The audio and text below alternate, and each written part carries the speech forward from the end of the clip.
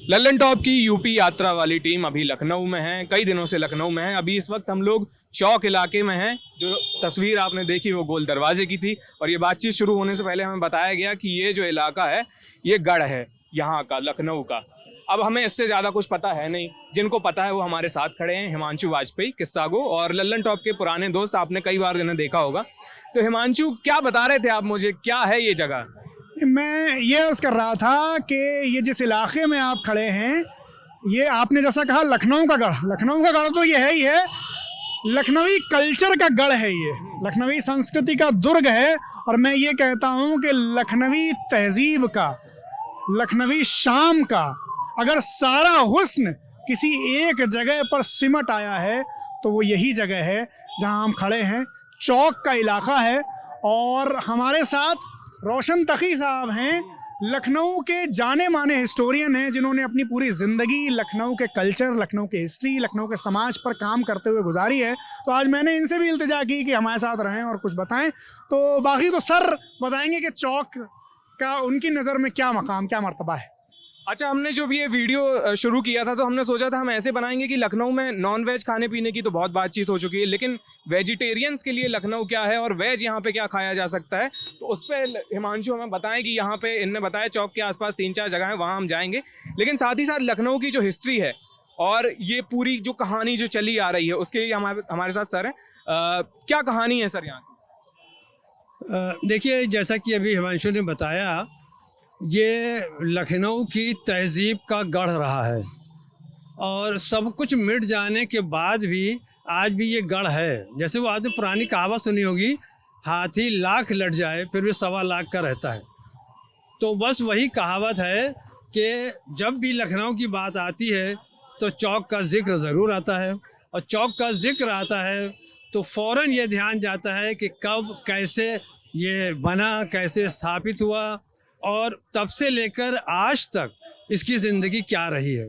तो मैं आपको 2 शब्दों में बता दूं कि जब आसिफ़ुद्दौला के समय में ये चौक बाज़ार बना, उस समय से आज तक ये ज़िंदा है। ये कब की बात है सर? ये 1775 ईस्वी में जब नवाब वज़ीर आसिफ़ुद्दौला लखनऊ आए और अवध की राजधानी लखनऊ को डिक्लेयर किया, तब उन्होंने सबसे पहले यहाँ ये चौक बनवाया। असल में उस समय 2 चौक थे, एक था चौक कदीम और दूसरा था ये चौक। चौक कदीम वो था जहाँ अभी आप अंदर जाएंगे तो देखेंगे एक मोहल्ला है, पुरानी सब्ज़ी मंडी। पहले वो सब्ज़ी मंडी कभी हुआ करती थी, अब वो मोहल्ला हो गया है। वहाँ से लेकर गामा के पुल तक चौक कदीम कहलाता था और बाद में ये चौक सर्राफा बना, जिसको नवाब वज़ीर आसिफ़ुद्दौला ने इस तरह बनवाया कि धीरे धीरे ये तरक्की करते करते ये स्थिति हो गई थी कि बड़े बड़े इतिहासकारों ने और पेरिस से आने वाली कैनिस मुराद तक ने ये लिखा कि शायद हिंदुस्तान का सबसे बड़ा सर्राफा बाज़ार यही चौक था, और इसकी पूरी क्रेडिट जाती है नवाब वज़ीर आसिफ़ुद्दौला को। अच्छा, चलिए हम धीरे धीरे हिस्ट्री में भी बात करेंगे और खाने में भी बात करेंगे। हाँ, खाने पीने की बात इसलिए यहाँ मैं इस इलाके में लाया क्योंकि लालजी टंडन जी ये कहा करते थे कि लखनऊ के कबाब तो बड़े मशहूर हुए और शौकीन भी थे वो, जानकार इसी इलाके के, चौक ही उनकी ज़मीन थी और चौक के बड़े जानकार व्यक्ति थे वो ये कहते थे कि लखनऊ में जो चाट, जिसे लखनऊ वाले टिक्की कहते हैं आम तौर पर, आम ज़बान में, लखनऊ की चाट की लखनऊ के कबाबों से कम किस्में नहीं हैं और उसकी शोहरत भी लखनऊ के कबाब से कम नहीं है। तो मुझे लगा कि जब हम लखनऊ में आमतौर पर, जैसे आपने भी कहा कि वेज खाने की बात, तो मुझे लगा कि एक बार चौक में चाट कुछ जगह पर अच्छी मिलती है, वो हम लोग उसका जायका ले सकते हैं। और ये मक्खन मलाई जो आप ये सब देख रहे हैं, उसका भी एक मुस्तनद मकाम है। ये तो मुझे लगता है कि हम यहाँ से चलते हैं, मक्खन खाते हैं, चाट खाते हैं। यहाँ पर एक बहुत मशहूर पूड़ी वाले हैं, कचौड़ी वाले, श्री पूड़ी, वहाँ चल सकते हैं। और तमाम ये वो इलाका है जो नॉनवेज खाने के लिए तो मशहूर है ही है। तमाम पुराने प्रतिष्ठान यहाँ पर हैं नॉनवेज खाने के, लेकिन उसके साथ ही वेज वालों के लिए यानी शाकाहारियों के लिए भी एक से एक बढ़िया चीज़ें यहाँ पर हैं। तो हम शुरू करते हैं और शुरू करेंगे सबसे पहले मक्खन मलाई से। बस एक चलिए बात मैं जी बता दूं जी कि अभी जेएनयू में जो एमए फाइनल में डिसर्टेशन दिया गया था, तो उसमें लखनऊ कुजीन के नाम से 3 स्टूडेंट्स को अलग अलग एक ही टॉपिक दिया गया था, लखनऊ कुजीन।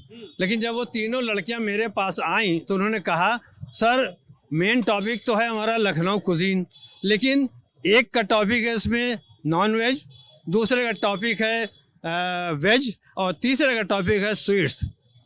तो इसलिए ये 3 अलग अलग चीज़ें हैं। नॉन वेज अलग है, उसकी तो बाज़ार है ही है, यहाँ मशहूर है। वेजिटेरियन का भी अपना है। वेजिटेरियन में ही चाट, जैसा कि अभी हिमांशु ने बताया, देखिए चाट जो है वो ओरिजिनली शब्द जो है कॉइन किया गया वो लखनऊ से हुआ है। अच्छा हाँ, और चाट इसलिए कि जो इसकी फ्लेवर था, जो इसकी वो थी, लोग उसको चाट चाट कर खाते थे। कहाँ ये कहीं डॉक्यूमेंटेड है, कब की बात है, ऐसा कुछ है क्या? ये बिल्कुल एग्जैक्टली तो नहीं मालूम, लेकिन है उसी पीरियड की जब यहाँ के ऊपर नवाबीन का दौर था, और उन्होंने जिस प्रकार से हर चीज़ को तरक्की दी, हर चीज़ को उन्नति दी, हर चीज़ को बढ़ावा दिया, वैसे ही इस चीज़ को भी बढ़ावा दिया कि केवल एक स्थिति ना रहे, दूसरी स्थिति भी हो, और तीसरी स्वीट्स की यानी मिठाई की। तो इसलिए यहाँ की मिठाई भी बहुत फेमस है, बहुत मशहूर है। चलिए, तो सबसे पहले मक्खन मलाई 100 मीटर की परिधि में आप हमें 3 चीजें खिलाएंगे, मक्खन मलाई, चाट और पूरी। और हम पान भी खिला सकते हैं आपको, ठंडाई पिला सकते हैं आपको, और वेज कबाब, जिसके बारे में बहुत सारे लोग मजाक में ये कहते हैं कि उसकी बहार तो आजकल लखनऊ में नॉनवेज कबाब से भी ज़्यादा है, तो वो सब भी यहाँ है। लेकिन बुनियादी तौर पर ये 3 चीज़ें अभी हम इसको उनको पोस्ट स्क्रिप्ट में रखें। बिल्कुल बिल्कुल बिल्कुल। चलिए, तो मक्खन मलाई से शुरू करते हैं। मक्खन मलाई का थोड़ा सा वेट कर रहे थे। बस ये आ गए दीपक भाई। अच्छा, ये तो पहले मक्खन पे बात कर लेते हैं बीच चलिए, में। ठीक है, ये दिखा दीजिए पहले क्या चीज होती है। हैं? पहले खिलाते हैं थोड़ा सा। अच्छा, तो बिल्कुल थोड़ा सा दीजिएगा। हाँ। बिल्कुल जरा सा क्या किस चीज से बनता है ये? दीपक भाई। क्रीम से बनता है ये, सिर्फ दूध और क्रीम, सबसे शुद्ध आइटम है ये। तो क्या आप घर से बना के लाते? ये रात में 2 बजे से घर पे बनता है हमारे खुद के, ठीक है। इसको हम लोग करीब रात में जो है 9 बजे के आसपास आइस लगा देते हैं। आइस लगाने के दूध और क्रीम उबालने के बाद जो मिक्स कर देते हैं। मिक्स करने के बाद जो है इसको बड़े से तसले में, जैसे ये लगा हुआ है, ऐसे ही मेरे पास कम से कम 70 लीटर के भगोने हैं। हाँ, उसी में हमारा दूध और क्रीम एक ही मिक्स किया जाता है। मिक्स करने के बाद नीचे आइस लगती है। आइस लगने के बाद जो उसको उसी में रख दिया जाता है। फिर वही करीब 1.5 से 1.25 के बीच में आसपास हम लोग उठते हैं। उठने के बाद इसको हम लोग मथानी से मथते हैं। मथने के बाद इसमें झाग उठता है। झाग होता है वो वाइट झाग, मतलब केसर इसमें हम लोग बाद में डालते हैं, तो वो झाग उठेगा। झाग को हम लोग पहले हल्का झाग उठेगा, उसको फिर से दबाते हैं। दबाने के बाद फिर उसको मथते हैं। करीब कम से एक घान का 1 घंटे का घान होता है। फिर उसको जो है जितना मोटा कर देते हैं, उसके बाद हम लोग उसको निकाल देते हैं निचोड़ने के लिए, कि उसका दूध थोड़ा निचुड़ जाता है। दूध निचोड़ने के बाद कम से कम उसकी एक तसले के मथने में हमको कम से कम 2 से 3 घंटे लगते हैं। 2 से 3 घंटे मथने के बाद जो इसमें हम इलायची, केसर, पिस्ता, ये सब बादाम वगैरह पिसा हुआ, ये सब डालते हैं इसमें। इसको डालने के बाद इसको फेंट फाट के बढ़िया बेहतरीन अपना केसर वेसर डेकोरेट करके अपना ला के यहाँ पे हम बेचते हैं। सुबह वही करीब 4 बजे से लेकर रात में यहाँ 12 बजे तक मक्खन मिलता है। लेकिन इसकी शुद्ध टाइमिंग जो है मक्खन खाने की, वो मॉर्निंग की है। अच्छा, जैसे अलग अलग रागों का एक समय होता है, वैसे ही अलग अलग खाने का भी। मक्खन की मेन टाइमिंग जो है सुबह जो है 8 बजे से लेकर 11 बजे तक मेन टाइमिंग है इसकी मक्खन खाने की। हम तो गलत टाइम पे आए। ये तो टूरिस्ट सिस्टम है, लेकिन अब तो ये मंडी हो गई है पूरी। अब तो आप 24 घंटे यहाँ मक्खन एनी टाइम कभी भी मांगेंगे तब भी मिलेगा यहाँ। चलिए, तो मक्खन खा लिया जाए। हाँ हिमांशु, बताइए। तो इसके बारे में कुछ बातें ज़रूरी हैं बताना। देखिए, लखनऊ में ये बहुत पुरानी चीज़ है और बहुत इसकी शोहरत है। अब इसकी कुछ रिवायत हम आपको बताते हैं। एक तो ये, इसका एक नाम, जो इसका शायराना नाम, जो लखनवी लताफत से इसको नाम मिला, वो मिला लबे माशूक। क्योंकि इतना नाजुक होता है कि जैसे महबूब के लब, यानी आप मुंह में रखिए और घुल जाएगा। एक बात तो ये है रिवायत की, वो तो है ही, वो तो आम नाम है। एक बात ये भी है कि इसको पुराने लोग ये कहते थे कि मक्खन आप मुंह में रखिए और वो घुल जाए, यानी वो दांत के नीचे नहीं आना चाहिए, वरना उसकी बड़ी तौहीन है। वो इतना नाजुक है कि आपने उसकी नज़ाकत की तौहीन की अगर आपके दांत के नीचे वो आया। तीसरी चीज़ ये है कि जैसा भाई बता रहे थे, असल में ये जो मक्खन है ना, ये बिल्कुल सुबह सुबह की चीज़ थी। यानी जब सूरज अपने शबाब पर नहीं आया और एक बार सूरज पूरी तरह से उरूज पे आ गया, तो मक्खन फिर नहीं खाया जाता था। यानी मक्खन सुबह, और सुबह में भी जब सूरज खिल रहा है, यानी आ रहा है, उग रहा है, तब का है। तो सूरज के उगने के बाद मक्खन ढल जाता था। तो अब क्या हो गया है, अब ये पूरा, अभी देखिए शाम हो रही है लेकिन मक्खन बिक रहा है। ये पहले बुरी चीज़ मानी जाती थी। और हमें तो ये भी याद है कि अगर गर्मी, यानी जब जाड़ा शुरू नहीं हुआ है और गर्मी, और कोई जल्दी मक्खन वाला अगर साइकिल पर लेकर निकल पड़ा तो पुराने लोग उससे कहते थे भाई अभी मत लाओ, आराम से लाओ। यानी जब जाड़ा हो, जब इसका समय आए, यानी बर वक्त होने को बड़ी अजमत हासिल थी पुराने माशरे में। तो पुराने लोग कह दिया करते थे कि भाई ये कुल्फ़ी का वक्त है, अभी कुल्फ़ी लगाओ, और जब मक्खन का वक्त आए तब लगाओ। तो अभी क्या है कि यही चीज़ मलइयो नाम से बनारस में मिलती है। हालांकि बहुत दिन हो गए हमने वहाँ बनारस का तो नहीं खाया। एक ज़माने में लखनऊ के मक्खन को बड़ी शोहरत थी, लेकिन अब हमें लगता है, जैसा कि हमें हमारे दोस्तों ने, बनारस वालों ने बताया, हमें लगता है कि वहाँ शायद उतना कमर्शियल ना हुआ हो, तो वहाँ अभी भी उसका वो जायका, पुराना जायका बाकी हो, जो हम यहाँ के लिए भी सुनते थे और वहाँ के लिए भी, कि ये मक्खन पुराने वक्तों में नाव में मक्खन वाले जाते थे और नदी में जा कर के, और वहाँ जो ओस गिरती थी उससे ये तय, ये हमने यहाँ तो हमने ये नहीं देखा, लेकिन सुनने में ही आता है, पुराने लोगों से होता था। बनारस में हमें लगता है कि चूँकि उतना कमर्शियल ना हुआ हो, तो मेरा ख्याल ये है, मेरा तसव्वुर ये है कि बनारस का मक्खन अब बेहतर होता होगा। दिल्ली में इसका एक और वर्जन, वेरिएंट मिलता है, दौलत की चाट, लेकिन वो इस मक्खन के मुकाबले कुछ नहीं है। जबकि ये मक्खन भी हम ये कह रहे हैं, ये लखनऊ का मक्खन वो मक्खन नहीं है जिसका हम तसव्वुर सुनते थे, लेकिन इसके बावजूद दौलत की चाट से 1000 गुना बेहतर है ये। और आखिरी बात मक्खन की, कि ये उन चीज़ों में से है जो इस इलाके का, यानी पुराने इलाके का खासा है। यानी ये जो, जिसे हम नया लखनऊ कहते हैं, वहाँ ये चीज़ नहीं दस्तयाब है। तो अगर आपको मक्खन लेना है तो आपको पुराने लखनऊ में और चौक में ही आना पड़ेगा। तो ये एक बुरी चीज़ हमें ये लगती है, यहाँ पर एक साहब पिछले साल लगाए हुए थे जिन्होंने लिख के रखा था कि दौलत की चाट। तो मैंने उनसे कहा, मैंने कहा एक तो भाई जो लोकल नाम है उसकी अहमियत को समझना चाहिए, दूसरा वो बिल्कुल अलग चीज़ है। तो आपने चूँकि दौलत की चाट का एक नाम सुना और आपने अपनी चीज़ को, अपनी अजमत को ना जानते हो, उसे किनारे करके आपने दौलत की चाट ले लिया, तो ये चीज़ें भी होती हैं। लेकिन आप इसको ट्राई करें और बताएं। बिल्कुल, चलिए अब आए तो मक्खन जरूर खाएं। क्या बोल रहे हैं? चौक आए तो मक्खन जरूर खाएं। बिल्कुल आ गए हैं, अब खिलाइए, और सही वक्त पे नहीं आए इसके लिए माफ़ी, लेकिन अब खिला ही दीजिए। पीढ़ी लग रही है हमारी दुकान, हाँ, ये तीसरी पीढ़ी लग रही है। जी हाँ, मेरे बाबा ने बेचा है, चाचा ने बेचा, मैं बेच रहा हूँ यहाँ। रोशन सर, अब हम लोग ऐसा करते हैं कि 3 चीज़ें खा रहे हैं, लिस्टिकल का ज़माना है, तो 3 बड़ी इवेंट्स जिनने लखनऊ को शेप किया, या जो 3 की इवेंट्स जिन्हें कह सकते हैं, तो कहाँ से शुरुआत होती है इस नाम की जिसे हम लखनऊ कहते हैं? जैसे लखनऊ की रेवड़ी और लखनऊ का ये, अच्छा, मतलब मेन लखनऊ की रेवड़ी भी है जी। जो हमारा एक मिनट, फेमस हम है। सर इतिहासकार हैं, थोड़ा सा हम इनसे, हाँ, हाँ, क्या प्रश्न था आपका, भूल गया। मेरा था कि 3 बड़ी इवेंट्स जिनने लखनऊ को शेप किया। हाँ, तो पहली है, देखिए, पहली सबसे इम्पॉर्टेंट चीज़ जो है, जो बहुत से लेखकों ने भी लिखा है, इतिहासकारों ने भी, कि यहाँ की जो तहजीब थी, जो कल्चर था, वो इतना मिला जुला और खान पान एक जैसा था। उस चीज़ ने यहाँ की तहजीब को और लखनऊ को आज तक बचा के रखा।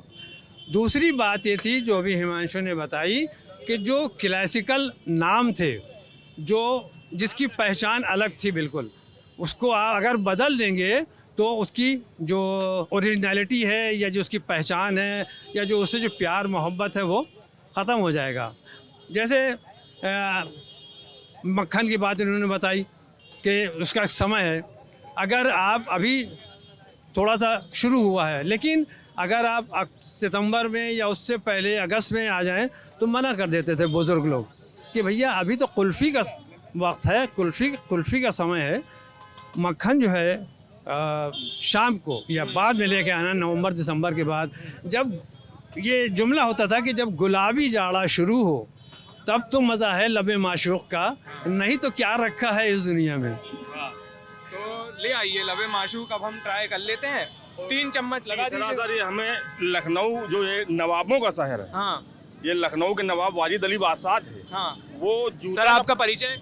हमारा ये अवधेश कुमार। अच्छा, ये हम थोड़ा चौक आए हैं, किसी गांव में पुराने लखनऊ कभी कभी आ जाते हैं, तो यहाँ ये देखने आए, तो जब ये आप दिख गए तो हमने कहा हम भी हो लेते हैं। अच्छा, तो इसमें जैसे वाजिद अली बादशाह, उनको कोई जूता पहनाने वाला नहीं मिला, अच्छा, तो उनकी मतलब हत्या कर दी गई थी। मार दिए गए थे। क्या बता रहे हैं ये? नहीं नहीं, ये असल में इस देखिए दो पहलू हैं। एक तो वो है जो कि पॉपुलर हो गया, लेकिन वो फैक्चुअली गलत है, क्योंकि वाजिद अली शाह के बारे में कहानी ये बहुत मशहूर है कि जूता पहने, लेकिन असल बात ये है, सर बताएंगे कि वाजिद अली शाह एक हुजूम में यहाँ से ले जाए गए थे कलकत्ता के लिए, तो एक पूरा सैलाब था उनके साथ। बल्कि ये लिखने वालों ने तो यहाँ तक लिखा कि लखनऊ के जो आम लोग थे वो उनको कहाँ तक पहुँचाने गए थे, लखनऊ के बाहर तक, और कितने लोकगीत लिखे गए।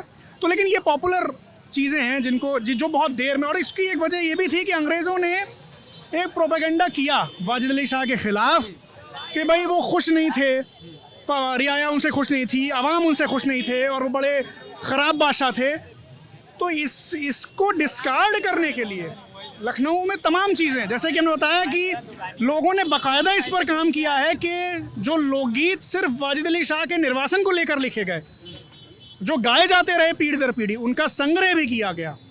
दूसरी बात, जोश मलिहाबादी ने अपनी आत्मकथा में ये लिखा कि उन्होंने अपने बचपन में, यानी जोश की पैदाइश थी 1894 की, और उन्होंने लिखा कि अपने बचपन में, यानी 10 साल की उम्र में, तो 1904 के आसपास उन्होंने उन बड़ी बूढ़ियों को देखा है कि जो रो रो कर वाजिद अली शाह को याद करती थी सावन के महीने में, परकाना सुहाए, ओ मोरे कलकत्ते वाले जुया, अल्लाह तुम्हें लाए, अल्लाह तुम्हें ये लाए। सवाल पूछते हैं कि क्या दुनिया में कोई और बादशाह है जिसके गद्दी से हटने के 50 साल बाद, आधी सदी बाद तक उसे याद किया जाता रहा हो और रोया जाता रहा हो। और आखिरी बात, हम जब पीएचडी कर रहे थे अवध अखबार पर, 1928 का अखबार, उसमें लखनऊ में पढ़ने वाले डाकों का जिक्र था।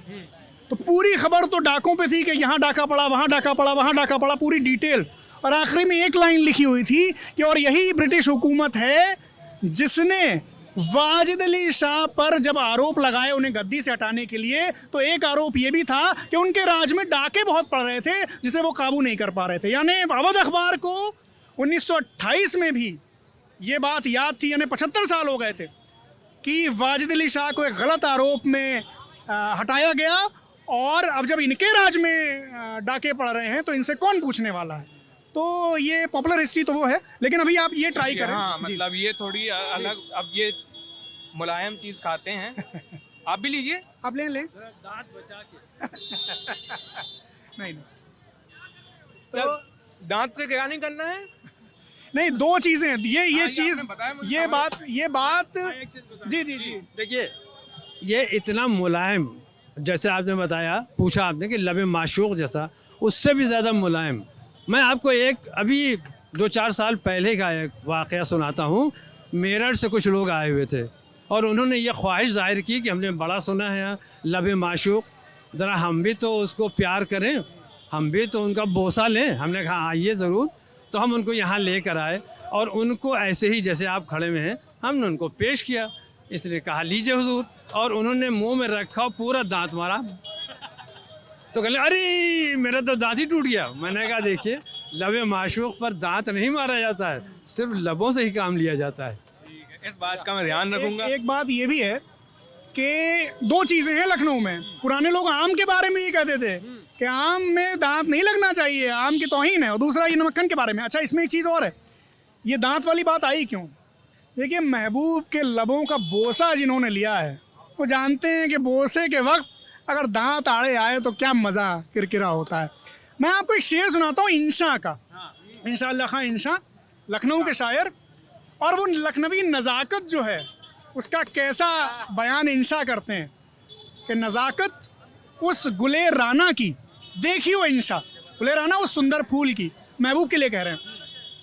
नज़ाकत उस गुले राना की देखियो इंशा, नसीमे सुबह जो छू जाए, सुबह की जो ताज़ा हवा होती है वो अगर छू जाए। नज़ाकत उस गुले राना की देखियो इंशा, नसीमे सुबह जो छू जाए, बदन हो मैला। वो इतना नाजुक है महबूब हमारा कि अगर उसे सुबह की ताज़ा हवा भी अगर छू जाए तो उसका बदन मैला हो जाता है। तो ये लबे माशूक और एक बार और खाएंगे जी, प्रिकॉशंस के साथ जो हमें बताए गए, लेकिन वाकई में ये बहुत मुलायम है। अब इसमें पिस्ता है वो तो दांत में आ ही रहा है, लेकिन जो बाकी माल था वो चला गया सीधे। सही। चलिए अब हम अगली जगह चलते बिल्कुल हैं। बिल्कुल बिल्कुल। और अगली जगह क्या होगी? अगली जगह होगी हम चाट खाएंगे। चाट खाएंगे, चलिए चाट खाने चलते हैं। तो अब हम लोग आ गए हैं यहाँ चाट की दुकान पे। हिमांशु, ये कौन सी जगह है? ये प्रेम मिष्ठान है चौक चौराहे पर, और ये तो एक जगह है, चूँकि हमें एक जगह आना था तो हम एक जगह आए, वरना इस इलाके में बहुत सारी जगह हैं जहाँ पर चाट बहुत अच्छी मिलती है। और मेरा ये कहना है, मैं इतने यकीन से कम ही बातें कहता हूँ, लेकिन मुझे मालूम है कि चाट के मामले में लखनऊ में हिंदुस्तान की बेस्ट चाट मिलती हैं। ये हमें पता है कि चाट के मामले में लखनऊ का, जैसे कि हमें पता है कि बीकानेर में या जयपुर में जलेबी बहुत उम्दा मिलती है, तो वो बात में चाट के लिए मैं कहता हूँ कि लखनऊ का कोई मुकाबला नहीं है। तो बिल्कुल ये तो है। और मैं, चूँकि मुझे एक कथा याद आ रहा था, यहाँ आफ्ताब लखनवी एक शायर थे, मज़ाहिया सर तो जानते हैं, चूँकि चुनाव का मौसम भी आ रहा है, मुझे खाने वाने की बात हो रही थी, मुझे याद आया कि वो कहते हैं कते में अपने, पहले ये बता दी कथा क्या होता है? पता सॉरी। नहीं, एक चार मिसरों का एक आज़ाद, एक, हाँ जिसको आप, हाँ चौपाई। नहीं मुक्तक कह सकते हैं या बंद कह सकते हैं, हाँ ना। तो एक कथा मतलब टुकड़ा, अगर आप लिटरल मीनिंग में लें तो वो यूँ है कि तरह तरह की ग़िज़ा मिलती है इलेक्शन में, कहीं पुलाव कहीं पूरियाँ भी होती हैं, वो किसको वोट दे जो दोनों तरफ से खाए हो, नमक हलाल की मजबूरियाँ भी होती हैं। तो जिसने दोनों से ले लिया, जिसने दोनों का खा लिया, उसके सामने ये दुविधा है कि किसको वोट दे वो। तो ये मुझे याद आया। लेकिन जो बात इम्पॉर्टेंट है, लखनऊ की हिस्ट्री पर, लखनऊ के कल्चर पर एक बहुत मुस्तनद किताब है अब्दुल हलीम शरर। जब भी लखनऊ का कल्चर की बात आती है, उसका हवाला सब देते हैं।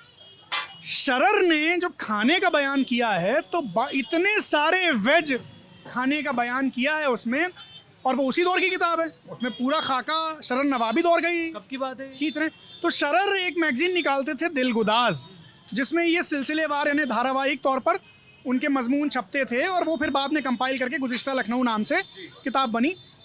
1887 के आसपास से शुरुआत हुई, लेकिन शरर ने एक तरीके से हिस्ट्री लिखी नवाबी दौर की।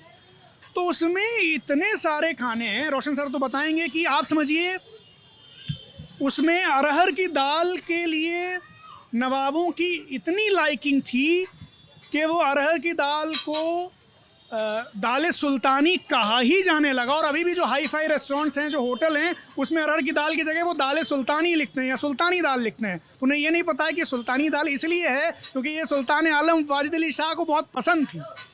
एक बात। दूसरी बात, उसी अब्दुल हलीम शरर की किताब में ये भी जिक्र मिलता है कि एक यहाँ बावर्ची था जो कि सालिम करेले पकाने के लिए बड़ा मशहूर था, और जिसकी ड्यूटी सिर्फ करेले पकाना थी, और जो ऐसे करेले पकाता था कि वो लगता था कि बिल्कुल पके हुए हैं ही नहीं, वो कच्चे रखे हुए हैं और साबुत, लेकिन जब खाया जाता था तो क्या जायका होता था। उसी किताब में आसिफुद्दौला के ज़माने में एक बावर्ची का जिक्र है जो सिर्फ उड़द की दाल पकाता था। उसने कहा था कि मैं उड़द की दाल पूरे 1 साल पका सकता हूँ, और उसका टेस्ट, उसका मज़ा पहली वाली से अलग होगा। और उसका एक और किस्सा है कि जब वो आया है वाजिद अली शाह आसिफुद्दौला के यहाँ नौकरी मांगने, तो उसने कहा कि भाई मैं सिर्फ उड़द की दाल पकाता हूँ। सबने कहा ये कैसा बावर्ची यार, एक ही चीज़। लखनऊ में उस ज़माने में ये भी था कि जितनी किस्में बना दो और जितनी चीज़ें। उसने कहा नहीं मैं भैया, मैं अपने काम का पक्का हूँ, उड़द की दाल बनाता हूँ। तो खैर आसिफुद्दौला तो बड़े फराख दिल थे, उनकी दरिया दिली मशहूर थी, उन्होंने रख लिया नौकरी पे। उन्होंने कहा ऐसे नहीं, 2 शर्तें और हैं, जब वो मानेंगे तब मैं नौकरी करूँगा आपके यहाँ। उन्होंने कहा एक तो ये कि जब आपको उड़द की दाल खानी हो तो कम से कम कुछ दिन पहले मुझे बता, मैं तैयारी कर लूँ ताकि। और उसने शर्त रखी? हाँ, उसने शर्त रखी नवाब के सामने। और दूसरी शर्त ये कि जब मैं आपको बुलाऊं आप फ़ौरन आ जाएं, क्योंकि जायके में फ़र्क आ जाएगा, आप देर मत करें। तो एक दिन नवाब साहब की ये इच्छा हुई, ये ख्वाहिश हुई कि वो उड़द की दाल खाएं, तो उसको कह दिया गया पहले से। उसने अपनी तैयारी की, उड़द की दाल पकाई, और उसने बुलाया बावर्ची ने। अब आसिफुद्दौला तो आसिफुद्दौला थे, नहीं गए। उसने दोबारा बुलवाया, नवाब साहब नहीं गए।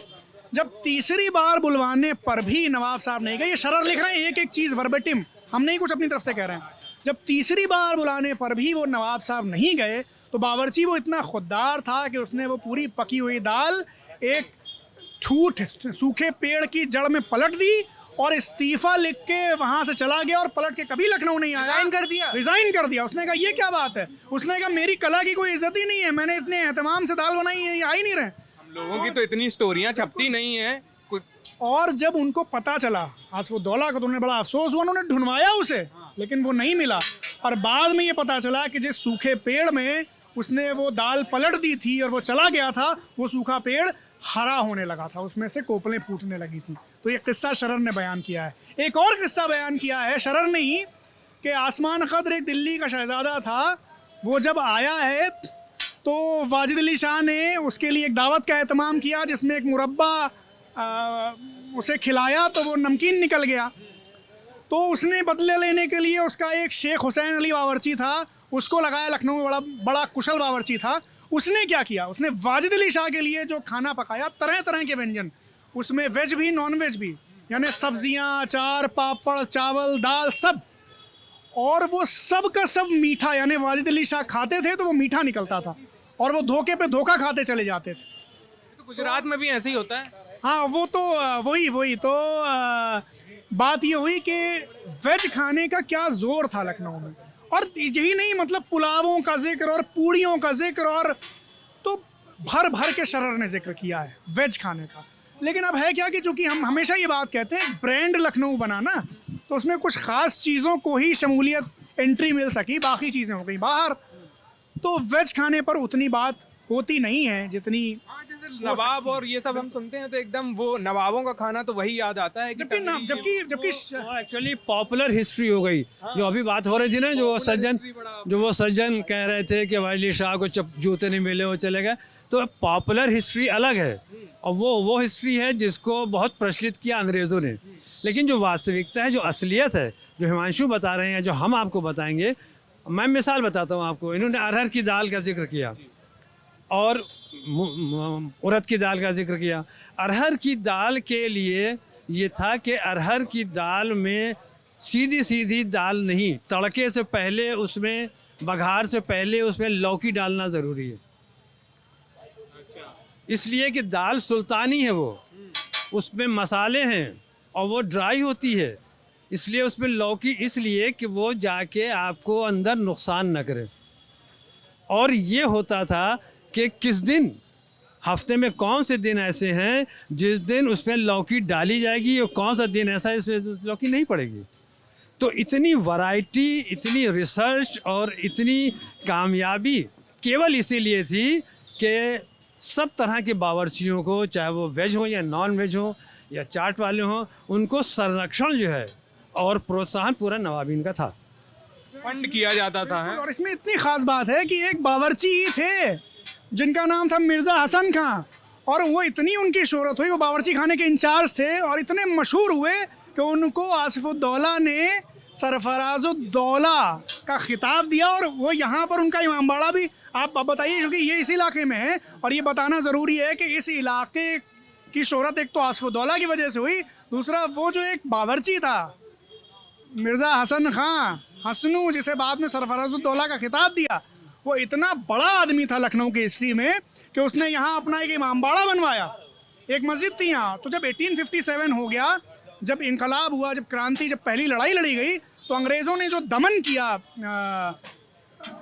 लखनऊ का, क्रांतिकारियों का, तो उसमें इस पूरे इलाके को तबाह किया, क्योंकि ये जैसा हमने कहा कि लखनवी कल्चर का गढ़ था, इसलिए इसको बिल्कुल तबाह करना उनको लगा कि पहले इसी को तबाह किया जाए। तो उन्होंने वो इमामबाड़ा निस्तो नाबूद करा दिया। और सर ने ही हमको बताया था कि एक सड़क निकाल दी, जो ये सड़क है, और एक कंपनी बाग कायम कर दिया। तो सर से ये इसके बारे में सर ज़्यादा डिटेल में बता सकते हैं। बताइए सर। तो सरफराजुद्दौला जो थे वो किचन इंचार्ज थे और उनके डिप्टी भी थे नवाब वज़ीर आसिफुद्दौला के। तो जब वो लखनऊ आए तो उसी समय जब आसिफुद्दौला ने अपना इमामबाड़ा बनवाया, तो उस समय चलता है दौर कि जो सुल्तान बनवा रहे हैं, जो राजा बनवा रहे हैं, वो हम भी बनवाएं। तो नवाब वज़ीर सरफराजुद्दौला जो उनके थे आसिफुद्दौला के, उन्होंने यहाँ पर, जहाँ आपकी जो विक्टोरिया पार्क है, बिल्कुल आप पीछे देखेंगे, यहाँ के ऊपर एक इमामबाड़ा बहुत बड़ा सा बनवाया। और वो इमामबाड़ा बहुत ही खूबसूरत, और चूँकि उसका लेवल अलग था, इस रोड का लेवल उस रोड का लेवल अलग अलग है, तो उसका जो गेट था, दरवाज़ा था, वो लगभग 40 फीट ऊंचा था। तो इसलिए वो उसको बुलंद दरवाजे के नाम से लोग पुकारते थे। अभी कुछ एक 20 बरस पहले जब ये एलडीए की स्कीम यहाँ आई है तो एक ठेकेदार को यहाँ के ऊपर फ्लैट्स बनाने के लिए ठेका दिया गया। तो जब उसने वहाँ पर खुदाई करवाई और बेसमेंट में गया तो उसको पता लगा अरे यहाँ तो ओरिजिनल वो सब चीज़ मौजूद है जो ओरिजिनल बिल्डिंग की थी। अंग्रेज़ों ने क्या किया, यहाँ बुलडोज कर दिया, सब गिरा दिया और लेवल कर दिया, लेकिन जो बेसमेंट था वो तो वैसे ही रहा। अब उस 100 साल के बाद, 150 साल के बाद जब उसका नंबर आया और खोदा गया तो लोगों को पता लगा कि अरे यहाँ तो सब ओरिजिनल अभी मौजूद है। तो इसलिए चौक का नाम इसलिए भी बहुत अधिक है कि 1857 के बाद अंग्रेज़ों ने जो इतना दमन किया, इतना बर्बाद किया, यानी आपको ऐतिहासिक शब्दों में बताऊं कि लगभग 3/4 शहर अंग्रेज़ों ने खुदवा दिया था। ये कि किसी प्रकार का कोई ऐसा डर अंदेशा न रहे कि क्रांतिकारी किसी महल से बाहर आ जाएं। इसलिए जो भी महल रास्ते में पड़े, बहाना ये किया कि हमको रोड चौड़ी करना है, सड़कें चौड़ी करना है, और सारे बड़ी बड़ी इमारतें, बड़े बड़े महल, इमामबाड़े सब तोड़ दिए गए। कई मस्जिदें और कई मंदिर भी उसमें आए, वो तोड़ दिए गए और उन्होंने अपना रास्ता बना लिया। लेकिन फिर वही बात आती है चौक के ऊपर जब हम आते हैं कि चौक उस समय भी ज़िंदा था, शक्ल, रंग, रूप, मोरालिटी अलग थी, लेकिन चौक आज भी ज़िंदा है। शक्ल, रंग, रूप, मोरालिटी बदल गई है, लोग बदल गई है, लेकिन ज़िंदगी का उसका सबसे बड़ा सबूत यह है कि आज भी हम लोग उस पर यहाँ खड़े होकर बात कर रहे हैं। क्या बात है। तो एक जब हम शायर हुआ करते थे, अब तो नहीं है बहुत सालों से, लेकिन जब हुआ करते थे तो एक कथा हमने भी लिखा था कि लखनऊ जो समझना है ज़रा पास आइए, इस काम के लिए बतौर ख़ास आइए, गोमती नगर में लखनऊ मिलता नहीं हुजूर, अमीनाबाद चौक या नखास आइए। तो वो जो ये इलाका है, ये असल में ये इलाका एक तसव्वुर से, एक ख़याल से, एक कल्पना से भी जुड़ता है। वो कल्पना जिसमें एक आहिस्तगी है, एक नज़ाकत है, एक रवादारी है, एक शिष्टाचार है, एक रंगारंगी है, शायरी है, मौसीकी है, रक़्स है, और सबसे बड़ी बात हिंदुस्तान की वो मिली जुली तहज़ीब है जिसमें लखनऊ अपना सानी नहीं रखता। और जो मैं बार बार कहता हूँ कि शरर की किताब को, जैसे सर भी कह रहे थे कि लोगों ने एक नज़रिए से पढ़ा है, यानी शरर ने इतना जिक्र किया है वेज खानों का। आप देखिए कि गाजुद्दीन हैदर का पसंदीदा खाना जब वो बता रहे हैं तो वो कह रहे हैं कि वो तो पराठों के दीवाने थे, और इस कदर दीवाने कि उन्होंने थप्पड़ जमा दिए थे अपने बावर्ची के कि जब उसने घी कम डालना स्टार्ट कर दिया था। वाजिद अली शाह अरहर की दाल, आसिफुद्दौला के ज़माने में पुलाव का जोर था। तो करेले का जिक्र हमने आपसे किया ही। तो वेज खाने, मुझे लगता है कि ये सब्जेक्ट जो है, और योगेश प्रवीण जी जिनको अभी पद्मश्री मिला, यानी वो नहीं है हमारे बीच, मिला तो उनको 2 साल पहले था, लेकिन कोरोना की वजह से वो नहीं हो सका समारोह, और फिर उनकी डेथ हो गई इसी साल मई में। तो वो अगर होते तो वो ये भी बताते कि किस ऋतु, किस मौसम, किस नक्षत्र के हिसाब से क्या वेज खाने होते थे। जैसे योगेश जी ने मुझे बताया था, ये जो अवध का बहुत लोकप्रिय व्यंजन है सगपैता, कैसे जो रॉयल लोग हैं वो इसके दीवाने थे।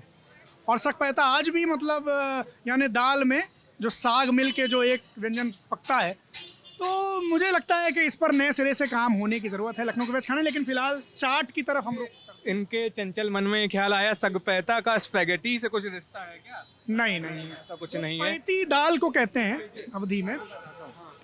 सगपैता जो एक्चुअली यहाँ पालक जो है, लखनऊ की पालक जो है उसको छोटे पत्तों की पालक, और यहाँ की जो महिलाएं हैं, जो औरतें हैं, उसे कहती थी कनकट्टी पालक, यानी उसके जो छोटे पत्ते होते थे। जो बड़े पत्तों की पालक वो यहाँ पसंद नहीं की जाती थी, तो वो छोटे पत्तों की पालक दिवाली के बाद यहाँ आती थी।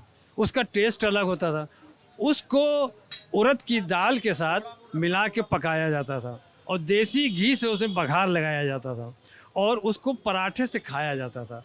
उसके लिए बिल्कुल यही समय था दिवाली के बाद जब वो पालक आती थी। अब ये समय शुरू हो रहा है, अब पालक आना वो शुरू हुई है, तो हम लोगों के घरों में, इनके यहाँ जो भी यहाँ के लोग हैं उनके यहाँ सगपैता पकेगा। अभी भी चलता है? अभी भी चलता है। साग मीन्स साग वही पालक, यानी वो पालक जो लखनवी पालक, छोटे पत्तों की, जैसे यहाँ आप महिलाएं, यहाँ लखनऊ की औरतें कहती थी कनकट्टी पालक, छोटे पत्तों की, यानी वो छोटे एक तरफ से कटी हुई एक तरफ से बनी हुई, और उसमें उड़द की दाल, जैसे यहाँ माश की दाल भी कहते हैं, माश की दाल को मिला के और देसी घी से बघार के उसको पकाया जाता था और पराठे से उसको खाते थे। तो वो एक जाड़े की स्वागत के लिए और जाड़े के यानी इसके लिए कि मालूम हो कि ये ख़ास ये डिश जो है ये जाड़े के दस्तरखान की डिश है। दूसरी बात एक बहुत बता दूं जो इन्होंने अभी बताई उसी कंटिन्यूटी में कि आगा मीर का नाम सुना होगा आपने। आगा मीर जो हैं नसीरुद्दीन हैदर और गाज़ीउद्दीन हैदर दोनों के डिप्टी रहे हैं, वज़ीर रहे हैं। तो एक दिल्ली से एक बावर्ची आया था जो नसीरुद्दीन हैदर को पराठे बहुत पसंद थे, तो नसीरुद्दीन हैदर के पराठे पकाता था। 30 सेर घी में वो एक सेर के पराठे पकाता था, एक सेर आटे के पराठे 30 सेर घी। ये शरर ने लिखा है, हालांकि इसके आगे का भी जिक्र है, वो सर बताएंगे कि मैं दूसरी चीज़ बताना चाह रहा हूँ तो उसके ऊपर आगा मीर ने, क्योंकि वो हिसाब किताब वही देखते थे, उन्होंने उससे कहा कि तुम बहुत ज़्यादा घी खर्च करते हो, कल से तुम घोटाला करते हो, कल से तुम्हें जो है सिर्फ 5 सेर घी मिलेगा। 5 सेर घी बहुत है और 1 किलो एक सेर आटे के पराठे के लिए 5 सेर घी। वो चुप हो गया। उसने दूसरे दिन सूखे पराठे नसीरुद्दीन ऐसे ही बनाए, जल्दी जल्दी सूखे बेकार से पराठे बनाए जानबूझ के और नवाब को भेज दिए। नवाब ने जब सूखे पराठे खराब से खाए, मज़ा ही नहीं आया उनको, तो उन्होंने पूछा कि क्या हुआ भाई, ऐसे सड़े पराठे क्यों बनाए? तो उसने कहा भैया ये आगा मीर साहब ने रोक दिया, ऑडिट कर दिया, इन्होंने कहा नहीं देंगे घी। तो उसके बाद नवाब ने बुलवाया, ये शरर ने लिखा है, अब दे तमाचा मारा कि तुम घोटाला करते हो वो भी हमको सब पता है, लेकिन तुम्हें अपने घोटाले की कोई चिंता नहीं है, और मेरे लिए जो घी मेरे पराठे में लग रहा है उसको तुमने रोक दिया, तुम बड़े काबिल बन रहे हो। तो यानी तमाचे खाने पड़े। वहीं से रिफ्ट शुरू हो गई थी, वहीं से रिफ्ट स्टार्ट हुई और फिर आगा मीर को लखनऊ छोड़ना पड़ा। पराठे में घी के पीछे इतना बड़ा बवाल हो गया। अब उस खाने पीने के शौकीन थे लोग, उसको अपनी इज्जत समझते थे, तो कोई उसमें कुछ उंगली नहीं लगा सकता था, कोई ऑब्जेक्शन काबिल बर्दाश्त। इसी ज़माने में चूँकि खिचड़ी को ऐसा माना जाता है कि बीमारों का खाना है, खिचड़ी का जिक्र किया है शरर ने कि अवध के नवाबों को खिचड़ी बड़ी पसंद थी, और उसमें एक ख़ास तरह की खिचड़ी, कि एक बावर्ची था जो सिर्फ खिचड़ी का बावर्ची था, और जो पिस्ते की दाल बनाता था और बादाम के चावल बारीक बारीक काट के और उसको इस तरह से बनाता था कि वो बिल्कुल चावल की तरह, और वो खिचड़ी जो है वो शरर ने जुमला लिखा है कि उसका स्वाद भुलाए नहीं भूलता था। तो यानी खिचड़ी भी हो गई, पराठे भी हो गए, दाल भी हो गई, करेले भी हो गए, पुलाव भी हो गया, मिठाइयाँ तो बहरहाल ही हैं, तो इतना सारा वेज खाना। तो हमें लगता है कि एक बार और हम तो हमारे यहाँ तो चूँकि राजा बाज़ार में हम थे और राजा बाज़ार वाले मशहूर थे, हमारा मोहल्ला राजा बाज़ार यहीं पीछे, तो जैसे सर ने कहा कि पालक, वो कनकट्टी पालक छोटी वाली, खीरा बिल्कुल पतला पतला। बाकी सब जगह आप देखिए कि बड़े बड़े मोटे मोटे खीरे दिखेंगे आपको पूरे हिंदुस्तान में, लखनऊ में अगर वो खीरा किसी के सामने रखते हैं वो बुरा मान जाएगा, ये कौन से खीरे रखे हैं। तो बिल्कुल पतले पतले, जिनमें छोटा बीज, एकदम छोटा बीज, बिल्कुल हरा, और निकल आया तो वो खीरा बेकार है, नाराज रहते थे, दस्तरखान से हटाओ इसे। और मुहावरा ये बना कि खीरा कहीं भी पसंद करवाया जाए तो कहा जाता था कि राजा बाजार वालों को बुलवाओ, क्योंकि वो खीरा पसंद करते थे। पता चला पूरी सब्जी लेकर के आए हैं, उसमें लगा उन्हें 1 घंटा, और खीरा पसंद करने में राजा बाजार वाले जो हैं वो 2 घंटा लगाते थे, छांटते थे उसको। और ये सुविधा अभी भी ये बहुत कम सब्जी मंडियों में सुविधा है, उसमें से राजा बाजार है कि आप वहाँ सब्जी लें या ना लें, आप छांटने में एक पूरी उम्र लगा सकते हैं। एक और ख़ास बात है, लखनऊ में फल कहीं भी बिके, फल वाला जो है वो एक आवाज़ लगाता था कि आ जाओ भैया राजा बाज़ार वाले हैं। क्यों? क्योंकि राजा बाज़ार में बताशे वाली गली थी जहाँ रेवड़ियाँ और बताशे और बतासपेनी और खिलौने बनते थे। तो कहना दरअसल वो ये छुपी हुई बात में ये कहना चाहता था कि ये मेरे फल जो हैं ये इतने मीठे हैं कि जैसे राजा बाज़ार के बताशे। तो वो ये आवाज़ लगती थी। और ये खाने की तो एक बात हो गई। ड्रिंक्स पे अगर आएंगे तो तमाम ऐसी ड्रिंक्स हैं। तो ये चाट आ गई है। जैसा मैंने कहा कि टंडन जी ये कहते थे कि कबाबों से कम न तो इसकी किस्में हैं लखनऊ में और न इसकी शोहरत है। तो ये आप तो तो इसमें थोड़ी और 1-2 चम्मच और देना भैया।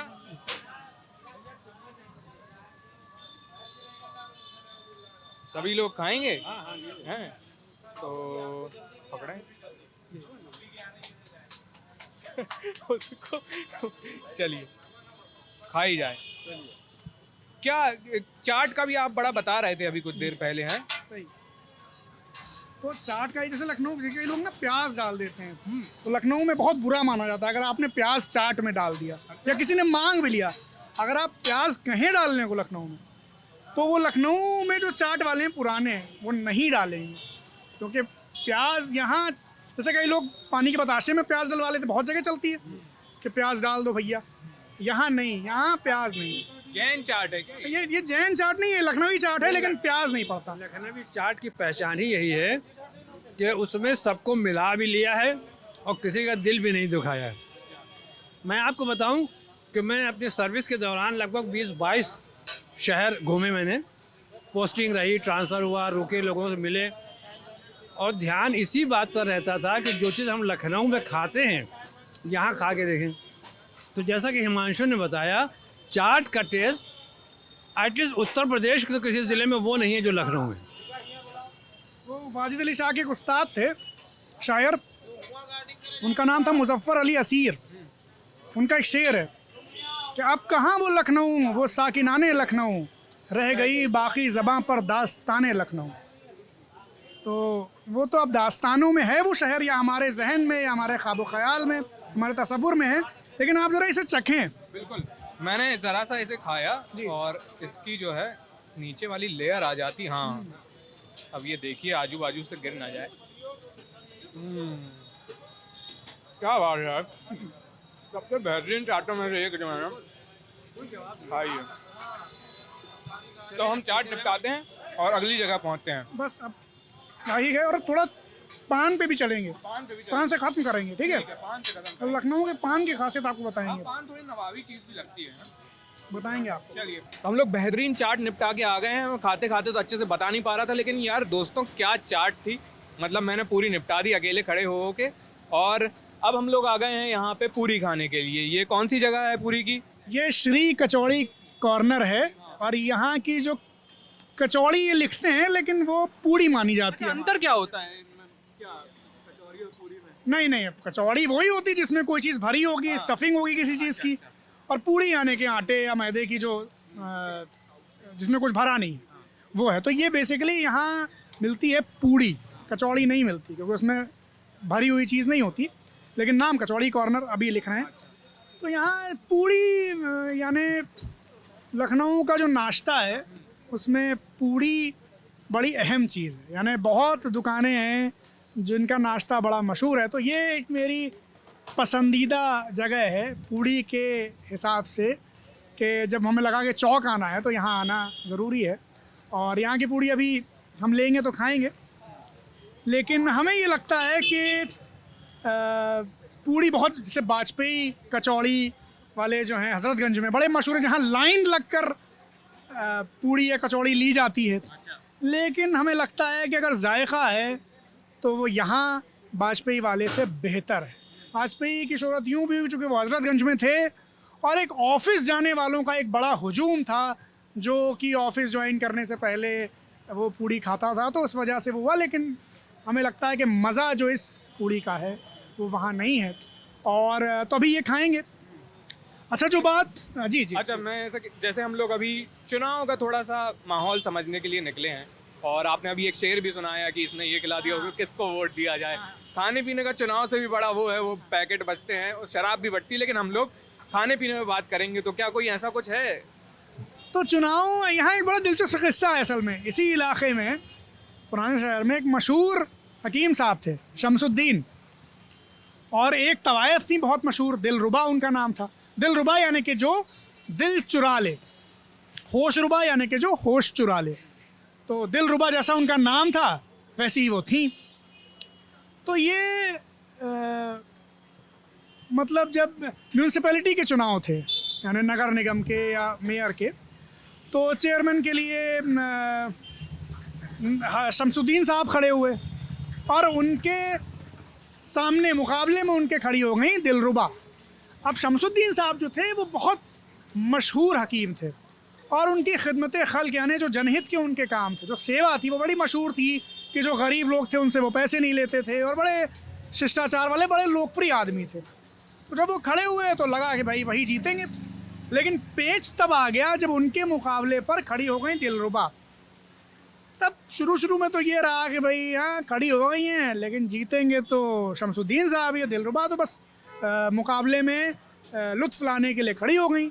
लेकिन फिर जब दिलरुबा ने रैली शुरू की, जब सभाएं शुरू की, जब प्रचार शुरू किया, तो देखते ही देखते उन्होंने सबको अपनी तरफ मोड़ लिया। ज़ाहिर है उनकी शख्सियत, उनका अंदाज़ गुफ्तगू, उनकी अदा, उनका नाज, सब कुछ बड़ा दिलकश था, तो वो पॉपुलर होने लगी। तब शमसुद्दीन साहब को चिंता हुई कि यार ऐसा ना हो कि चुनाव हार जाएं, क्योंकि भाई चिंता तो होती है, चुनाव तो बहरहाल चुनाव है। तो शमसुद्दीन साहब खैर अक्लमंद आदमी थे, ज़हीन आदमी थे, उन्होंने एक नारा गढ़ा, बड़ा दिलचस्प, सुनिए। उन्होंने नारा दिया कि दिल दो दिलरुबा को, वोट शमसुद्दीन को। अब ये नारा चल निकला कि उन्होंने दिलरुबा का भी एहतराम किया। उन्होंने कहा कि भाई दिल दो दिलरुबा को, वोट शमसुद्दीन को। और उन्होंने अपना चुनाव, जो ये आज के नेताओं के लिए भी सुनने लायक किस्सा है, उसके बाद से शमसुद्दीन ने अपना पूरा प्रचार ज़मीनी मुद्दों पर शुरू कर दिया।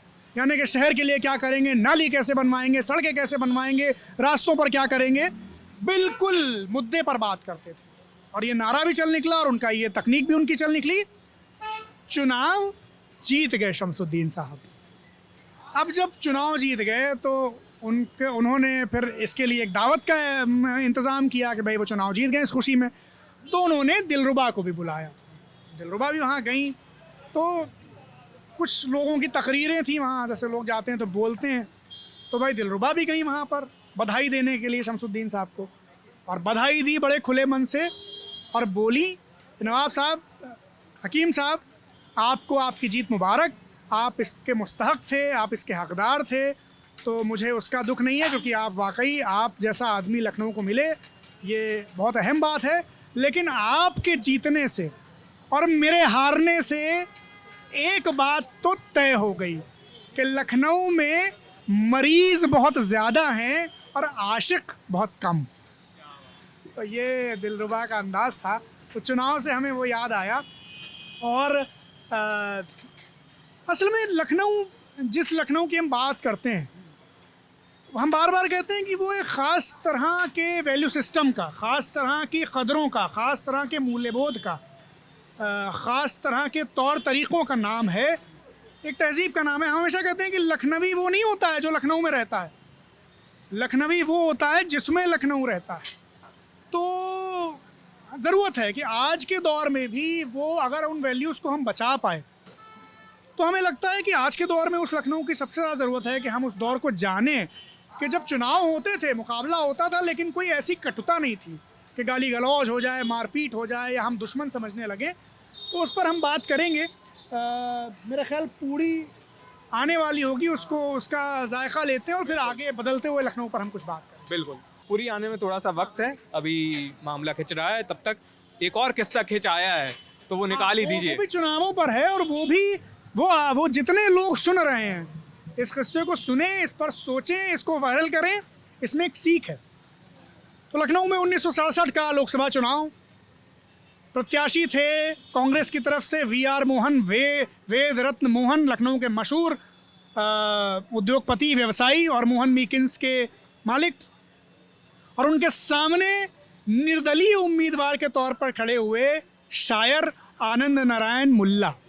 अब भाई निर्दलीय उम्मीदवार आजकल तो बिल्कुल ही नामुमकिन हो गया है कि किसी बड़े उम्मीदवार के सामने जीत जाए, लेकिन उस ज़माने में भी आसान नहीं समझा जा रहा था, क्योंकि भाई वेद रत्न मोहन बहुत बड़े आदमी थे, सब पूरा लखनऊ उनको जानता था और मोहन मीकिंस का नाम था। और लेकिन मुल्ला जी भी शायर थे, हाई कोर्ट में जस्टिस रह चुके थे, तो वो खड़े हो गए। अब दोनों ने प्रचार किया। मुल्ला जी के प्रचार में बहुत सारे बम्बई से, यानी बलराज साहनी आए थे उनके प्रचार में। और मुल्ला जी बड़ी इंटरेस्टिंग शख्सियत थे। ये वो आदमी हैं जो कि उर्दू के शायर थे, लेकिन उर्दू के पर्चे में हाई स्कूल में फ़ेल हो गए थे, क्योंकि पेपर में जो सवाल पूछे गए थे जवाब में लिखा है कि आपने सवाल ही गलत पूछे हैं या आपके सवाल ही से मैं सहमत नहीं हूँ, उसका जवाब क्यों दूँ। तो ये भी एक बात थी। मुल्ला जी वो चुनाव जीत गए, यानी वेद रत्न मोहन वी आर मोहन को हरा दिया उन्होंने, और ये साबित किया कि उम्मीदवार जो है वो बड़ी चीज़ है और निर्दलीय है तो क्या। असल में लोकतंत्र की खूबी तो यही है कि यहाँ कोई भी चुनाव में खड़ा हो सकता है और जीत सकता है अपनी बात करके।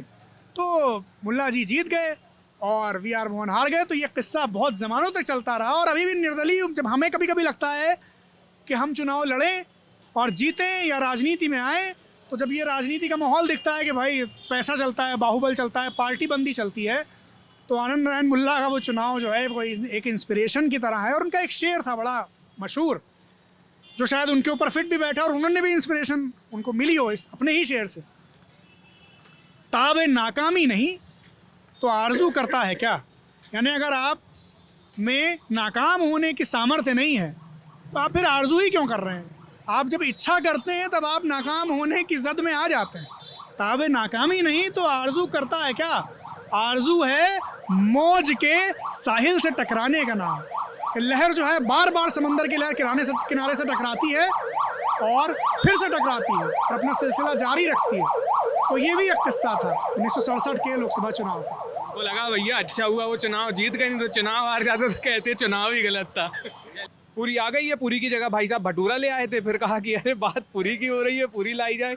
उसके ऊपर अब ये तकिया सा है, उसके ऊपर पूरी विश्राम करते हुए आ गई है। अब हम इसको खाएंगे। हिमांशु इसे नहीं खा सकते, इसलिए हम चखेंगे पूरी और फिर हम लोग अपनी बातचीत को आगे बढ़ाएंगे। माइक पकड़ लीजिए। हाँ, तो ये इसको आप खाइए। क्या जीरा वीरा डला है, सब कुछ इसमें है। हाँ, ये किस चीज़ की सब्जी है?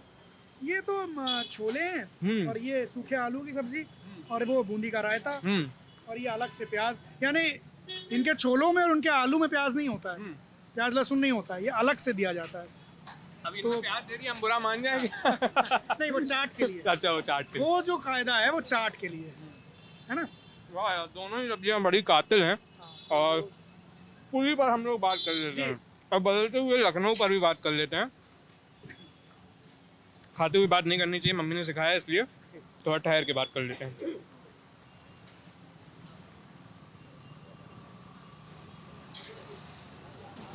पूरी कायदे से निपटाई जाएगी, उससे पहले बात कर लेते हैं लखनऊ की। और लखनऊ कैसे बदल रहा है, क्या चल रहा है।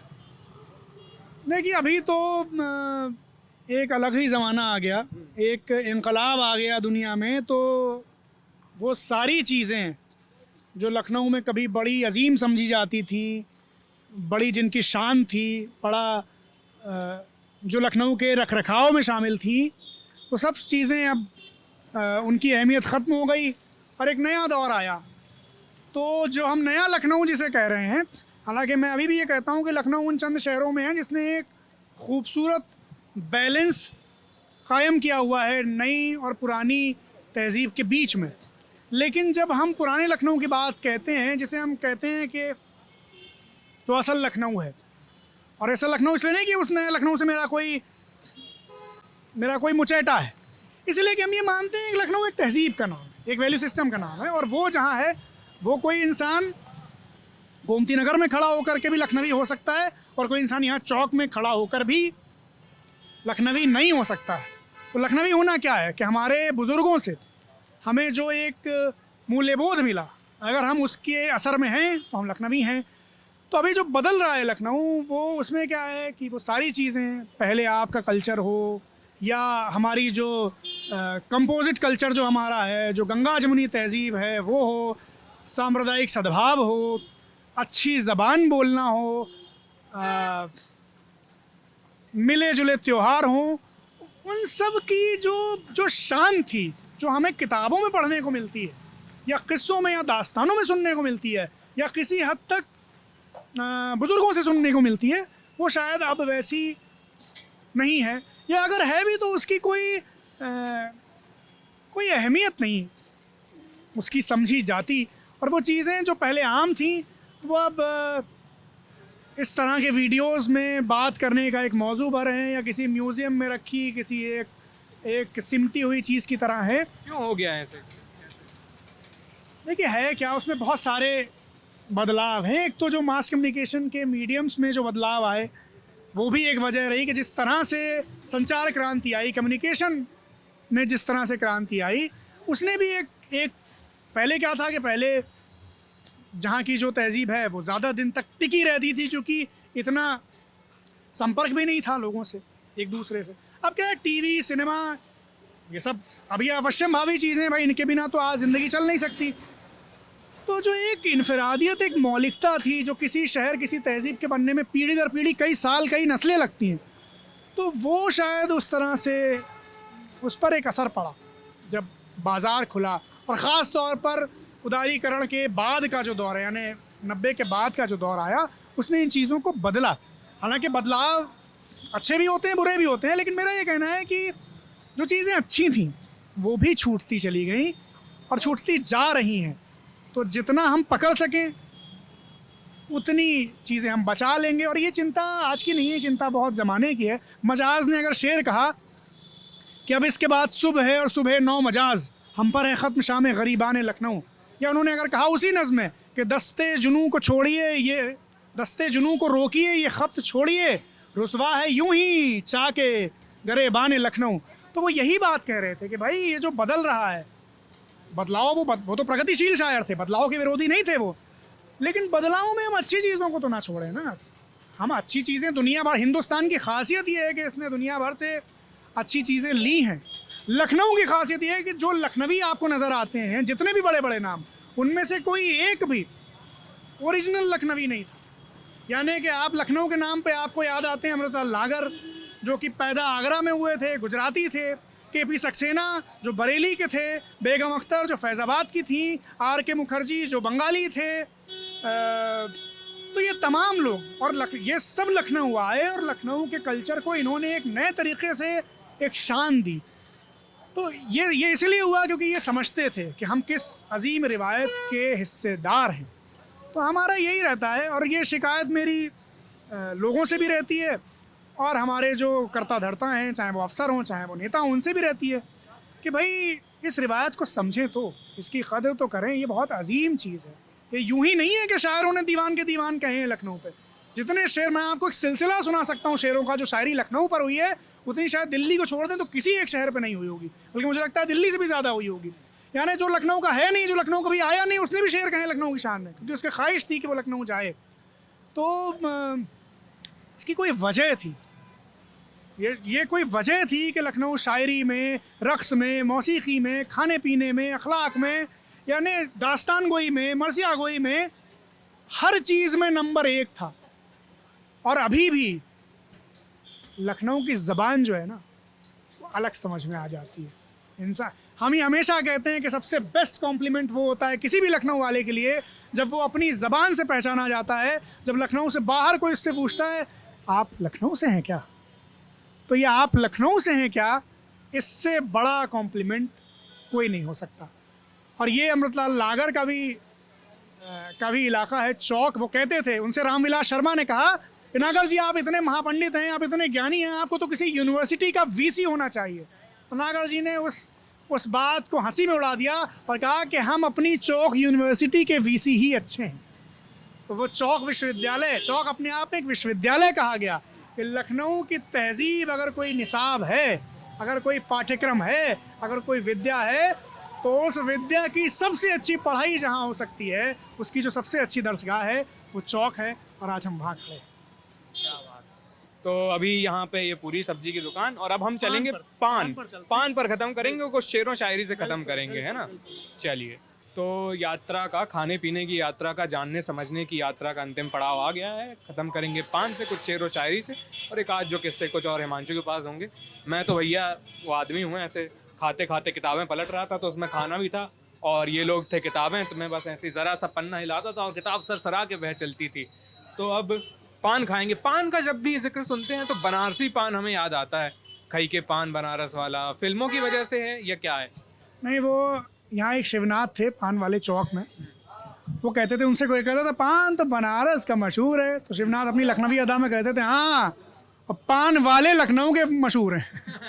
तो वो यही बात है कि बनारस का पान मशहूर है, लेकिन पान वाले जो हैं लखनऊ के मशहूर हैं। और वो क्यों मशहूर हैं, इसकी एक बानगी, हम अक्सर ये किस्सा कहते हैं कि 10 मुहर्रम को यहाँ कत्थे का पान जो पुराने पान वाले थे वो नहीं लगाते थे, क्योंकि उनके हिसाब से गमी का दिन है और होंठ क्या लाल करना। तो शिवनाथ भी उसी रिवायत की एक कड़ी थे।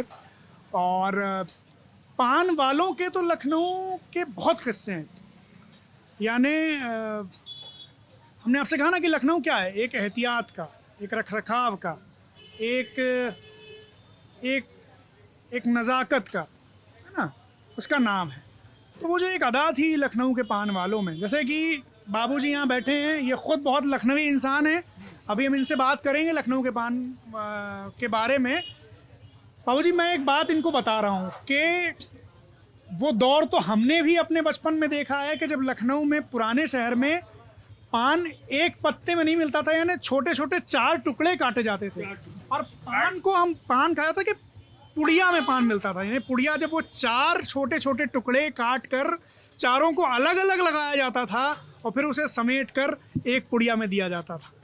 तो वो ये जो एक नज़ाकत थी, यानी कि सोचिए कितनी बारीकी और कितना जतन है इसमें। तो अब तो वो नहीं होता, क्योंकि ज़माना हो गया तेज़, एक बर्क़ रफ्तारी आ गई ज़माने में। और जो कि अब बिज़नेस के लिहाज से ये चीज़ ख़राब भी समझी जाती है कि भाई अब मान लीजिए जैसे ये है, ये बहुत मशहूर दुकान है, अब यहाँ बहुत सारे लोग हैं। अब अगर बाबूजी तो इस चीज़ के लिए तैयार भी हो सकते हैं कि भाई उन्होंने 4 टुकड़े काटे, फिर उसको चारों को बड़े करीने से लगाया, लेकिन इंसान इतना जल्दबाज है कि वो इनके ऊपर चढ़ जाएगा कि भाई जल्दी जो। तो इसलिए, लेकिन लखनऊ का जो तरीक़ा था पान का वो यही था कि असल में उसकी वजह क्या थी। देखिए, पान का एक पत्ता दीजिए बाबूजी ज़रा। ये जो है ना, ये जो रेशे, ये जो इसकी बीच की रग है, अब ये लखनऊ की जो नज़ाकत है उसका एक एग्जाम्पल ये भी था कि ये जो बीच की जो रग है ये लखनऊ वालों को मुंह में खटक जाती थी, क्योंकि ये ज़रा सख्त होती है बाकी पत्ते से। तो ये मुंह में ना आए, इससे बचने के लिए लखनऊ वाले क्या करते थे, इस पान को, इसको छोड़ते हुए छोटे छोटे टुकड़ों में, यानी एक टुकड़ा ऐसे काटा, एक ऐसे काटा, एक ऐसे काटा, 4 टुकड़ों में काट लिया, तो ये बीच का हिस्सा निकल गया। और वो चारों अलग अलग लगाए और उनको एक कर दिया। तो ये इतनी सख्ती भी लखनऊ वालों को बर्दाश्त नहीं होती थी पान में। और दूसरी वजह, पुराने लोग यूँ भी कहते थे कि अगर पान का पत्ता मान लीजिए किसी वजह से उतना ताज़ा नहीं रह पाया, तो बहुत बारीक किस्म के कई बार कीड़े, बहुत ही बारीक, जो दिखते भी नहीं आँख से, वो भी होने की संभावना रहती थी। तो उस वजह से ये रग का हिस्सा जो है ये निकाल दिया जाता था। तो ये थी लखनऊ की एहतियात। और ये अभी भी, अगर आप यहीं चौक में गलियों में जाएंगे तो कुछ पान वाले हो सकता है कि अभी भी इस रिवायत को मान रहे हैं, जो इस तरह से पान बना रहे हैं। तो ये लबे माशूक जो है ना, उसने आदत बिगाड़ दी है लखनऊ वालों की, इतना मुलायम होने की आदत। देखिए, इससे हमें याद आया कि ज़हर इश्क जो मिर्ज़ा शौक लखनवी की मशहूर मसनवी है, जिस पर एक ज़माने में बैन लगा दिया गया था अंग्रेज़ों के ज़माने में, इसलिए कि उस पर 2 आरोप थे। एक तो ये कि अंग्रेज़ों ने, जिन्होंने अपने यहाँ पता नहीं क्या क्या ख़राब लिटरेचर भी लिखा है, उन्होंने कहा ये बड़ा थोड़ा सा हल्का है, बड़ा फहश है, अश्लील है, ये भी कहा गया उसके बारे में। और ये भी कहा गया कि उसको पढ़कर जो नई उम्र के प्रेमी युगल हैं या जो लड़के लड़कियां हैं वो बिगड़ रहे हैं, क्योंकि वो रोमांटिक था, अल्ट्रा रोमांटिक। तो उसका प्लॉट क्या है? उसका प्लॉट ये है कि जो प्रेमिका है वो सुसाइड करने जा रही है, और सुसाइड करने से पहले वो अपने प्रेमी से आखिरी बार मिलती है और एक वसीयत पूरी अपनी देती है कि जब मैं मर जाऊं तो तुम ये करना और ये ना करना, क्योंकि वरना अगर तुम ऐसा करोगे तो बदनामी होगी। तो बड़ी अच्छी शायरी में है। तो उसमें वो एक जो तमाम चीज़ें बयान कर रही है, वो आखिरी बार प्यार भी करना चाहती है अपने प्रेमी से। तो उस प्रेमी को, तो वो ये कह रही है उसमें एक लाइन ये भी है कि पान कल के लिए लगाते जाएं। तो वो यानी पान पेश करना ये बड़ी तो मोहब्बत की भी निशानी थी। कि ये हमने कहीं कहा था कि लखनऊ, पुराने लखनऊ और नए लखनऊ में क्या फ़र्क है, कि नए लखनऊ में जब प्रेमी जाता होगा डेट पर तो अपनी प्रेमिका के लिए लेके जाता होगा वो गिफ्ट्स और चॉकलेट्स और जो भी चीज़ें हों। लेकिन पुराने लखनऊ में तो जब आशिक जाते थे महबूबा से मिलने, तो वो मीठा पान लेकर जाते थे। ये बुनियादी फ़र्क है। पान की वो अज़मत है, तो वो ज़हर इश्क में भी पान को मरते मरते भी उसको ये याद रहा कि हाँ हम एक पान जो है वो लगा दें और कल के लिए, यानी कि एक तो खिला दें और कल के लिए भी हो। तो पान की वो अज़मत है लखनऊ में। और कितनी शायरी है जो पान पर हुई। पान लग लग के मेरी जान किधर जाते हैं, ये मेरे क़त्ल के सामान किधर जाते हैं। तो पान जो है वो मोहब्बत का एक वसीला था। अब ये रकीब के बारे में कह रहा है, ये रकीब के बारे में शेर है कि वो जो जिसको हम पसंद करते हैं उसने किसी को पान भेजे या पान भेजे जा रहे हैं, तो वो पूछ रहा है कि पान लग लग के किधर जाते हैं। तो ये पान नहीं है, गोया ये मेरे कत्ल का सामान है कि आप किसी दूसरे को पान पेश कर रहे हैं। तो ये एक पान की यहाँ खूबसूरती है। और बाकी बाबूजी आप कुछ बताएं पान के बारे में किस तरह से। बहुत सी चीज़ें हैं पान की खूबसूरती और जी हर शब्दों में जी का शब्द जरूर लगेगा। अगर आपको हम गाने भी देंगे तो जी जनाब से गाएंगे। और बाकी पढ़ना वो उतार दो, 2 मिनट का टाइम होगा, उतार दो। क्या चीज़? नहीं, वो तो बाबूजी के ऊपर लिखा गया होगा पहले किसी अखबार में, तो वो उसको कह रहे हैं जी, हिंदुस्तान टाइम्स ने। एक अहम हमने कहा ना कि लखनऊ की हर चीज़ में एक अदा है जो उसे एक लखनवी रंग, एक लखनवी शान देती है। तो तमाम किस्से कहे गए, जैसे कि एक बहस यही है कि पान लगाना और पान बनाना। इसका बहुत मशहूर किस्सा है कि एक नवाब साहब आए किसी पनवाड़न के पास, उससे बड़े एक बड़े सरकश अंदाज में बोले कि भी पनवाड़िन 10 पान लगाना। तो पनवाड़िन भी ख़ास लखनऊ की थी, उसने अपनी जूती की नोक पे हाथ रखा, बोली कितने लगाऊं। तो वो फ़ौरन उन्होंने सुधारा अपनी ज़बान को और कहा कि भी पनवाड़न मैं अर्ज़ कर रहा था 10 पान बनाना। तो बनाना पान को बनाया जाता है। तो ये किस्सा है। और ख़ास बात लखनऊ के पान की यही है कि वो पान से ज़्यादा पान वालों की अपनी रवादारी पर मुनहसर है कि जैसे हमने शिवनाथ का जिक्र किया, जैसे उन पनवाड़न का जिक्र किया, जैसे उन पान वालों का जिक्र किया जो कि पान को बड़ी एहतियात से। अच्छा, ये सब जो पेशे हैं ये सुकून की भी निशानी है। पान वही खा सकता है जिसके अंदर एक आहिस्तगी हो, यानी पान जल्दबाज आदमी की चीज़ नहीं है। तो पान, ये जो लोग पुराने लोग कहते थे पान खाओ, ये पान खाना सिर्फ पान खाना थोड़ी था। वो आपको ये नहीं कहते थे पान खा के मुंह ख़राब करो। पान जब आप खाएंगे लखनवी पान, तो असल में जब पान आपके मुंह अंदर जाएगा, मुंह में जाएगा, तो आपके अंदर कुछ लखनवी वैल्यूज़ भी जाएंगी। तब आप सब्र करना सीखेंगे कि जब पान आपका बन रहा है तो आप उसे सुकून से ठहर के इंतज़ार करेंगे कि हाँ भाई अब कत्था आया, अब सुपारी आई, अब कुछ और चीज़ें आई, अब किवाम आया। वो एक और पान जब आप, वो है ना, वो जब लखनऊ में कोई बहुत ज़्यादा बोलता था, वाचाल, जिसके लिए और एक लफ्ज़ है जो आजकल के लड़के यूज़ करते हैं, तो लखनऊ में कहते थे हमें इसको पान खिलाओ, हमें इनको पान खिलाओ। पान खाएगा तो ज़बान पे लगाम रहेगी। तो पान की बड़ी महत्ता है। और पान एक तरह के एक तरह की एक ख़ास किस्म की तहज़ीब उससे जुड़ी है जो कि एक इंसानियत को भी उभारती है किसी तरह से। ये पान जो आज में मिलता है तंबाकू के साथ, जो नुकसान करता है, ये तो इसका प्रमोशन तो कोई नहीं कर सकता और ये बड़ा ख़राब किस्म का पान है। लेकिन वो पान जिसकी शोहरत हुई, पान अगर ऐसा होता कि जिसमें ये तंबाकू और ये मसाले जो ये बड़े बड़े फिल्म स्टार प्रमोट करते हैं, तो उस पान को वो शोहरत थोड़ी मिली होती कि जो इश्क का वसीला बना होता और जो लखनऊ की तहज़ीब का सरताज बना होता। वो पान तो अलग पान था। और इसीलिए किसी भी चीज़ को जब आप कर रहे हो तो आपको उसकी रिवायत जानना इसीलिए ज़रूरी है कि जब आप रिवायत जानते हैं ना, तो आप में एक किस्म की संजीदगी आती है। फिर आप क्या करते हैं, फिर आप उस काम को संजीदगी से करते हैं। तो अगर आप पत्रकारिता की रिवायत जानते हैं कि पत्रकारिता किस तरह से हमारे यहाँ फ्रीडम मूवमेंट का एक मशाल की तरह से रही, अगर आप उसको रिविज़िट करते हैं तो फिर आप पत्रकारिता में भी बैलेंस रहेंगे। तो अगर आप पान की रिवायत जानते हैं, अगर आप पान की अहमियत, उसकी महत्ता जानते हैं, तो आप पान भी खाएंगे तो सलीके से खाएंगे। बात वही है कि अब कोई यहाँ आके कहेगा कि भाई इनके मुंह में पान रखिए, ये बहुत बोल रहे हैं, इसलिए अब खामोश हो जाना चाहिए। ये बड़ा आपने सोच के प्लान किया था कि वीडियो पान से खत्म करेंगे। भैया तो हम लोग किस्सा को लोग हैं ना, तो बर वक्त वो गालिब का शेर है, फिर देखिए अंदाज़ गुलफशानी गुफ्तार, रख दे कोई पैमाना सहबा मेरे आगे, मेरे सामने शराब का जाम रख दो और फिर मेरे बोलने का अंदाज़ देखो।